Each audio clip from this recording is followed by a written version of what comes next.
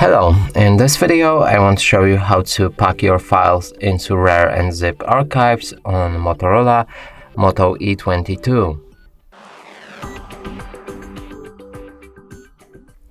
And to do this you need to get the RAR app, and we've shown you in our previous video on how to do it. Right now let's open the app, move to the folder that contains your files, select each of the file, click on this plus button. Now you'll be able to change any archiving options. There's a lot of settings here, so I'm not gonna cover them all. And to make a simple RAR file, it's not necessary to change even one. But I'm gonna pick a different name for it, so let's call it picture. Click on OK. And that way it will create our first basic RAR file.